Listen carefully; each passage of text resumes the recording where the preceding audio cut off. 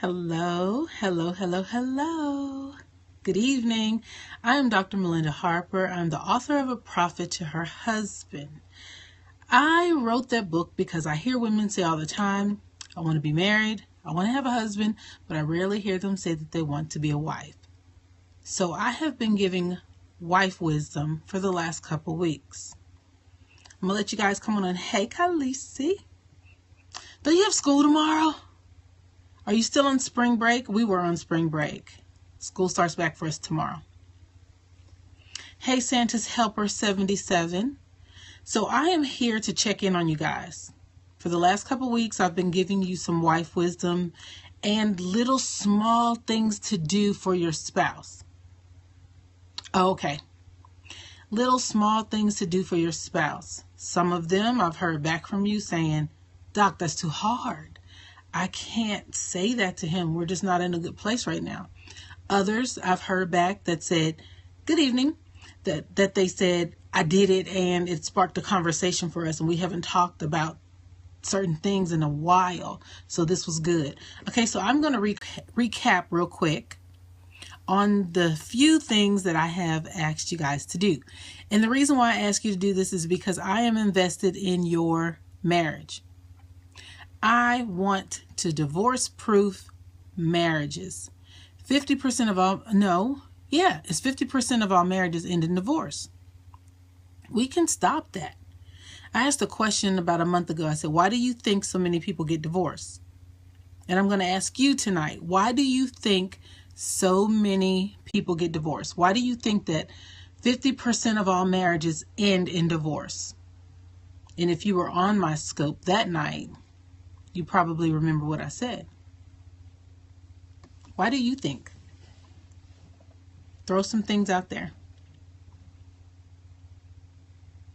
Lack of communication. No communication in the marriage. Finances. They take God out of their marriage. Yes, those are all factors of divorce. Hey, Stephanie, but can I tell you one of the biggest reasons people get divorced is because they don't ask for help. There's help with the finances. There's help with the communication. There's help with the lack of intimacy in the relationship. There's help with disciplining your children. You don't have to argue about those things, but people don't ask for help because the lie that has been told and the lie that has been spread around is what goes on in this house stays in this house. So some people have taken it way too far. Too much work, they give up. They give up without seeking help. When you're sick, you go to the doctor. When your car breaks down, you take it to the mechanic. When you are looking for someone to build your website, you go to a website designer. Thank you. So you go get help for everything except your marriage. And since I know that y'all ain't gonna go get no help, here I am. Help is here. It's not help is on the way. Help is here. So I come here on Scope because I want to help marriages. Thank you, future court reporter. Something new I'm trying. It's going to be like this for a couple weeks because it took me too long to do it. Okay, so I'm checking in. So when I give you guys homework, I come back to see how well you're doing. Hey, Ingrid, I come back to see how well you're doing because I'm invested.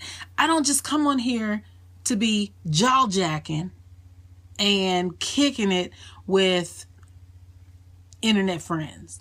No, I got Facebook for that. I mean, that's a whole nother social media realm, right? But Facebook is just a little different than here. I don't even do this on Facebook. I don't even do Facebook Live. I am assigned to Periscope. So here I am. I get your emails. I get your direct messages. I answer your questions. But ultimately, I want to be able to help save marriages. So the first thing that I asked you guys to do a couple weeks ago was to give your spouse a kiss. Not that old grandmama kiss. Not that. Not the thank you kiss. Not the see you later kiss. I love you kiss. No. Your assignment was to give at least 30-second, real, passionate kiss. You're married. Kiss like you did when you were single. Kiss like you did when you were setting up those syncopades. Like you were getting ready to do the do when you weren't supposed to be doing a do, but you kissed first. Like, open your mouth kind of kiss. You know what kind of kiss I'm talking about. Quit playing. So, how many of you did that? How many of you were able to accomplish that task of kissing your spouse for at least 30 seconds? That was the first thing. The second thing I asked you guys to do was to say thank you to your spouse. Say, I appreciate everything you do. That was number 2. Just tell them that you appreciate them. Oh, and the emails I got from that one. Doc, I can't do it. I can't. It was hard to say it. I was just about to say it and she made me mad. I was almost there and then he left for work, so I just didn't do it. I'm going to do it next week or I'm going to do it tomorrow. No. Say thank you. I appreciate what you do. Thank you. That's it. And don't expect anything in return. The third thing was last night or yesterday. I told you to write down 10 things that you are expecting God to do. What are you believing for in your marriage? And I told you to think way outside the box. Way outside the box. Get rid of, momentarily, of all those ways that they piss you off, all those ways that they make you mad, all those ways that they have hurt you. What are you believing for in your marriage? If all of those things did not exist, and I know they do, but if they did not exist, what would you want your marriage to look like? I wanted you to write down what you were believing for. Next, we're going to be saying what we want. But right now, I just want you to believe for some things. And you're supposed to write down 10 things. If you were on this scope yesterday, if you'd like to share some of your 10 things, I'd really like to hear it. And that's what I'm here for. I am checking in on you. I told you, I don't just come out here putting this stuff out there and then I'm not going to hold you accountable, because I am. Because if I'm going to be here and you're going to be here listening to me, then let's hold each other accountable. And you can hold me accountable too. Say, Doc, you said, hey, Miss Patterson, this is your first scope. Well, welcome. Well, then you can catch up. Welcome our first timers. Thank you, Evangelist. Then you can catch up. You can catch up with us. So what were 10 things that you're believing God for in your marriage? What do you want to see in your marriage? So while you're putting those up, while you're sharing, I know you're typing. Don't all type at once because this is almost over. Because tonight I'm going to give you another assignment.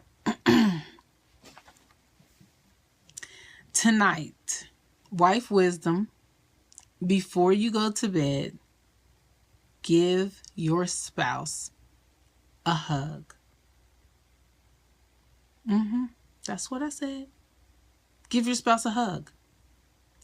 For some people, I know this seems so simplistic, but so did a kiss. A kiss seems like it's simplistic. A thank you seems like it's simplistic. Like it's so simple to do. But for some, it's not. And I know this to be true because my husband and I, we worked with a couple about 2 years ago. And when we told them to hug, and when they finished hugging, that husband said that they had not hugged in years. Years. Yes, that's all. That's my husband, y'all. That's all I'm giving them tonight. Hug your spouse. Let me put a number on it. 5 seconds.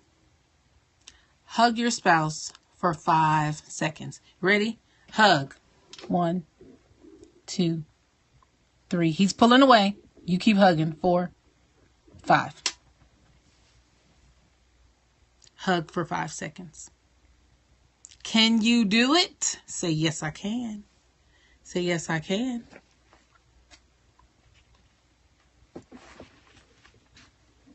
I guess I'm on here by myself. Okay, honestly, the things I believe God for my marriage, my husband has fought against. That is okay. A naked hug or a regular hug? Honey. Some people haven't hugged in a long time. Let's just do it with our clothes on for now. Yes, I can later in life. Yes, you can, Khalees, later in life. Because you're not married yet. We just separated literally as of Friday. Oh, Miss Patterson, you need the Dare to Love Marriage Academy. Husbands come home, honey. Wives return back to the house.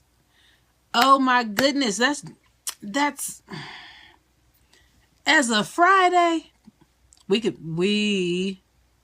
do this. We can do this. And I know you're like, she's crazy. And she's smiling about it. The reason why I'm smiling about it is because I have people in the Dare to Love Marriage Academy who, when they first started, they were separated for 6 months, 8 months.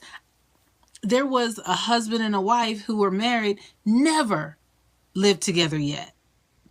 They're together now.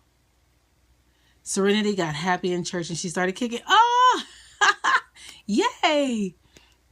Yes, your marriage can be saved. Location is just a little, we're going to call it a hiccup, but it's not lost. Trust me. I wish if there are any Dare to Love Marriage Academy participants here, please verify. Though what I believe for is for God's marriage he intends for me. Okay. Then guess what? You and God together can get what God intended for you. All he needs is one willing person because you're one. So let me get this right. So do you want your husband back or no? Because I think I'm reading something wrong. But if it only takes one person to jumpstart the marriage, because you're one, God will honor all the work you're doing. I know what I'm talking about. If someone had told me this 7 years ago, I would not have believed it. I'm not sure if I can handle marriage anymore. I have a lot of emotional issues.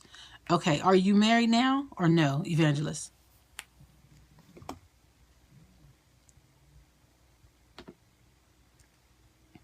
Yes, you are married now.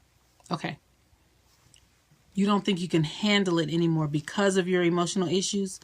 And I'm not even going to assume what those emotional issues are. I'm one of the original Dare to Loves. Honey, stop. I know you are. You are the originator of the Dare to Love. How about that? Sidebar, your hair is gorgeous. Thank you. Glorious. Thank you so much. Thank you. So I can help you with those emotional issues. I can. And we can help with some other things. If you really want your marriage to be how God designed it to be and to be what God intended it to be, for you to reap the benefits that he wants you to have in marriage, contact me. All right, so let me recap really quick because this wasn't supposed to turn into a scope. Number 1, these are wife wisdoms.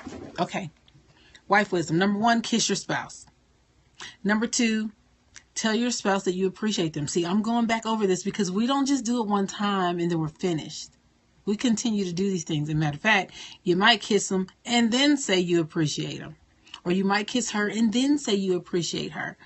Write down the 10 things that you are believing God to do in your marriage. What do you want for your marriage? And then tonight's assignment is to hug your spouse. And if you're feeling real good, like you got all 3 of those down pat, hug them, kiss them, and say, I appreciate you.